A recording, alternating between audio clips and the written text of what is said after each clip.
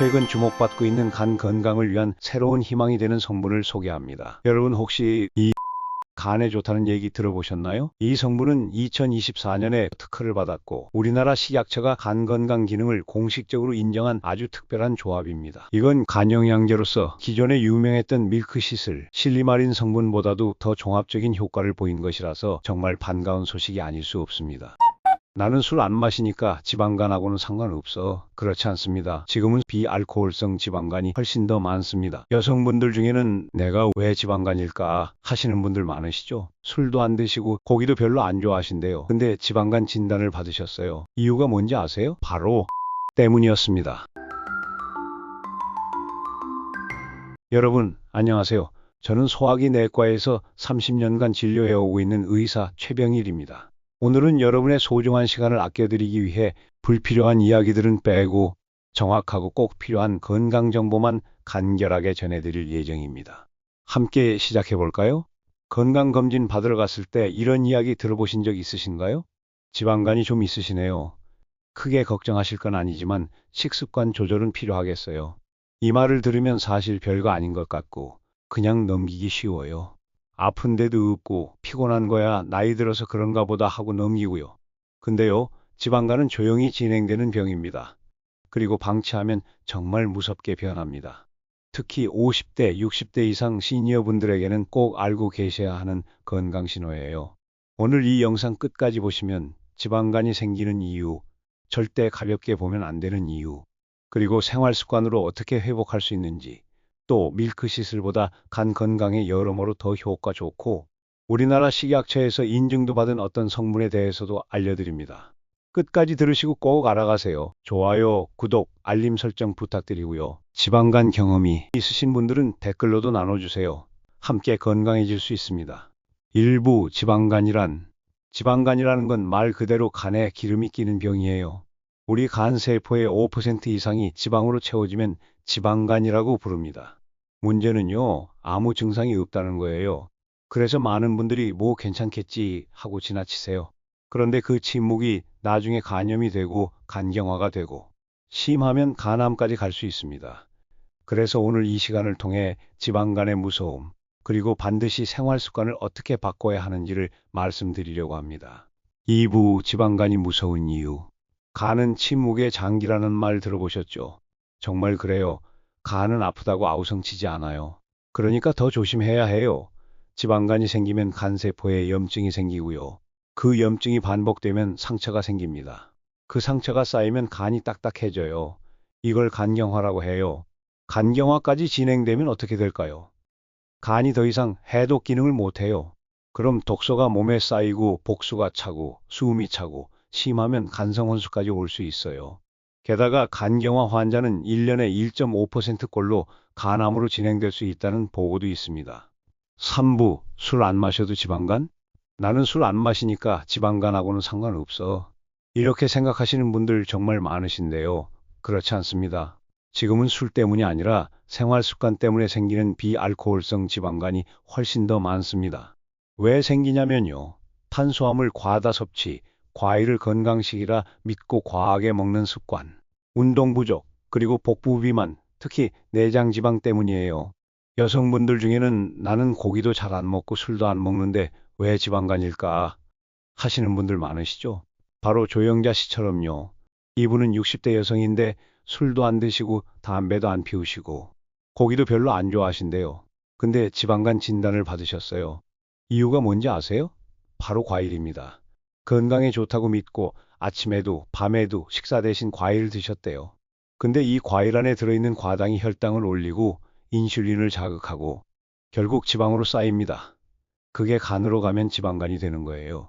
게다가 여성은 50대 이후 폐경이 시작되면서 에스트로겐이 급감해요.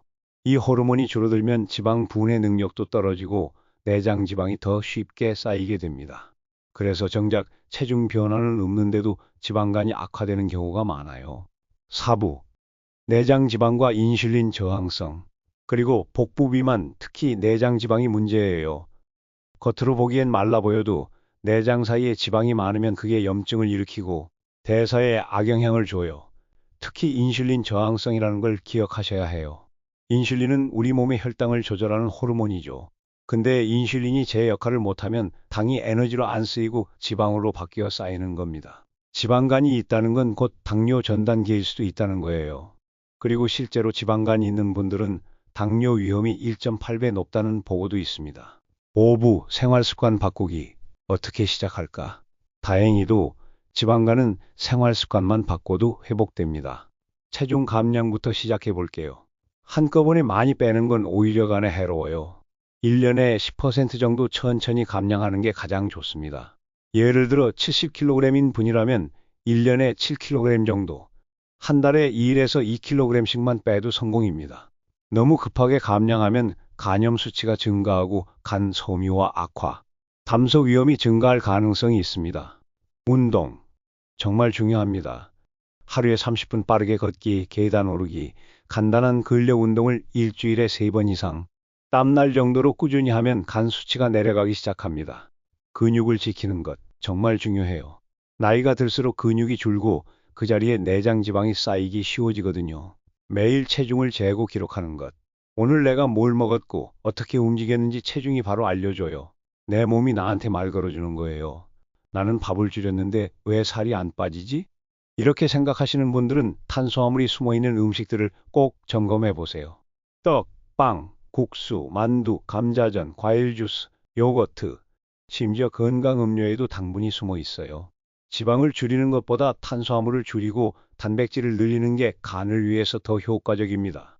또 하나, 한약이나 건강즙, 과일즙을 매일 드시는 분들도 많으신데요. 이 안에도 과당과 포도당이 많아서 간에 부담을 줄 수 있어요. 과일은 식사 2시간 후에 종이컵 1개 분량을 하루 한두 번만 드세요. 생활습관 바꾸기의 핵심은 결국 작은 실천의 반복이에요. 오늘 저녁 식사를 평소보다 반 공기만 줄여도 성공입니다. 버스를 한 정거장 먼저 내려서 5분만 걸어도 성공이에요. 이런 작은 성공을 하루에 하나씩 일주일에 2개씩만 쌓아가도 3개월 뒤엔 간이 정말 달라집니다. 6부, 간을 살리는 특별한 음식들, 조리법. 무엇을 먹느냐도 중요하지만 어떻게 먹느냐도 똑같이 중요합니다. 간 해독에 도움되는 대표 식품들. 브로콜리, 간 해독을 도와주는 설포라판이라는 성분이 풍부합니다. 일주일에 3회에서 5회 섭취 시 간지방 축적을 방지하고 간염 발생 위험이 감소한다는 연구 결과가 있습니다. 물에 데치면 설포라판 성분이 3분의 1로 감소합니다. 살짝 찌거나 끓는 물에 살짝만 데쳐 드세요. 양배추를 섭취해서 혈중 인돌 수치를 높이면 간지방 축적 확률을 낮춘다는 2020년 국제학술지 발표가 있습니다. 생으로도 좋지만 끓는 물에 살짝만 데치거나 찌면 더욱 효과적으로 인돌 성분 흡수율을 높일 수 있습니다. 시금치와 케일은 엽산, 비타민 B1, B12, 베타카로틴이 많습니다. 이 영양소들은 간 보호 효소 글루타치온의 합성에 도움이 됩니다. 가능하면 생으로 드시고 생으로 드시기 어려우면 끓는 물에 아주 잠깐 데쳐서 드세요. 커피, 여러 학회에서 과학적으로 간 보호 기능이 있는 것으로 인정되었습니다. 커피의 폴리페놀이 항산화 성분으로 간 세포를 보호합니다. 카페인에 예민하신 분들은 디카페인도 효과가 있다는 걸 알아두세요. 단백질 섭취는 이렇게 하세요. 저지방 육류인 닭가슴살, 두부, 삶은 달걀, 흰살 생선 중심으로 드세요. 튀김보단 찌거나 구워서 드세요. 한 끼에 탁구공 크기 2~3개 분량 정도면 충분합니다. 야채는 식이섬유가 풍부한 것들로 다양하게 드세요. 생으로 드시기 힘들면 데쳐서 무침으로 활용하세요. 물은 하루 6잔에서 8잔 이상 드세요. 물을 자주 마시는 것만으로도 간의 대사작용에 도움이 됩니다. 조리 팁, 가능하면 기름을 적게 쓰고 튀기기보단 찌거나 굽는 방식으로 조리하세요. 국물 요리는 국물 양을 줄이고 맑은 탕이나 된장국 위주로 구성하는 것이 좋습니다. 이렇게 드시고도 맛이 없을까 걱정되신다면 천연 조미료나 향신 채소, 예를 들어 마늘, 생강, 파, 고추 등을 적극 활용해 보세요. 건강도 챙기고 입맛도 지킬 수 있습니다. 그리고 마지막으로 최근 주목받고 있는 간 건강을 위한 새로운 희망이 되는 성분을 소개합니다. 여러분 혹시 레몬밤과 민들레가 간에 좋다는 얘기 들어보셨나요? 이 두 가지를 2대1 비율로 배합해서 만든 복합 추출물 LD백이라는 성분이 있어요. 이 성분은 2024년에 국내에서 특허를 받았고 우리나라 식약처가 간 건강 기능을 공식적으로 인정한 아주 특별한 조합입니다. 이 안에는 로즈마린산과 치코릭산이라는 핵심 성분이 들어있는데요. 바로 이 두 가지가 간세포를 보호하고 염증을 줄이고 지방 축적을 막는 효과를 보여줬다고 합니다. 실제로 90명을 대상으로 12주 동안 임상시험을 진행했더니 간 수치를 나타내는 ALT, AST, GGT 세 가지 수치가 모두 유의미하게 감소했다고 해요. 기존 밀크시슬 실리마린 제품은 ALT만 낮추는 반면 LD백은 세 가지 효소를 모두 낮춰줍니다. 이건 기존에 유명했던 밀크시슬, 실리마린 성분보다도 더 종합적인 효과를 보인 것이라서 정말 반가운 소식이 아닐 수 없습니다. 게다가 동물 실험에서는 실리마린보다 간 손상 억제 효과가 더 컸다는 결과도 나왔습니다. 그럼 이런 제품을 고를 때 뭘 챙겨봐야 하는지 알려드릴게요. 먼저 건강기능식품 마크가 있는지 꼭 확인하시고요. 성분표에 LD백 특허 성분이 명확히 표시되어 있는지, 하루 섭취량 기준으로 500mg 이상, 그리고 핵심인 로즈마린산, 치코릭산이 지표 성분으로 들어있는지를 보시면 됩니다. 특히나 액상형 제품이 흡수율이 더 좋아서 효과도 빠르다고 알려져 있어요. 물론 이런 건강기능식품도 생활습관 개선이 바탕이 돼야 진짜 효과를 볼 수 있습니다. 음식, 운동, 수면, 이 모든 걸 함께 챙기면서 보조제로 활용하신다면 지방간 회복에 큰 도움이 되실 거예요. 오늘의 핵심 포인트 정리. 지방간의 진짜 원인은 탄수화물입니다. 기름진 음식보다 탄수화물이 원인입니다. 간 수치 정상이어도 지방간으로 진행 가능합니다. 탄수화물 중복 섭취가 가장 위험합니다.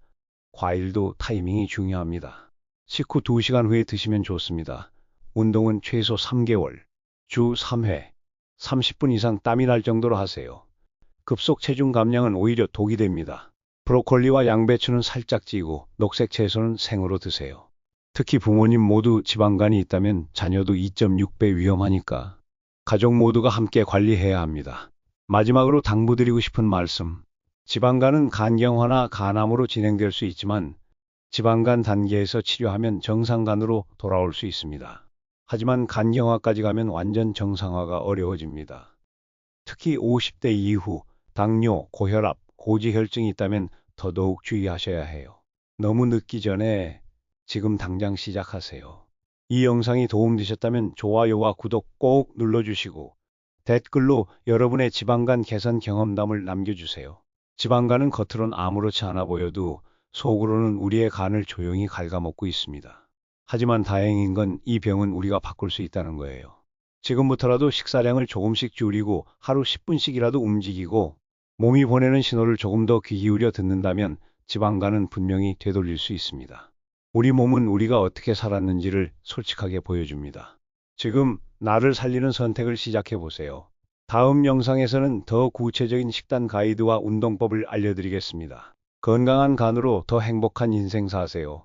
함께 응원하겠습니다. 감사합니다.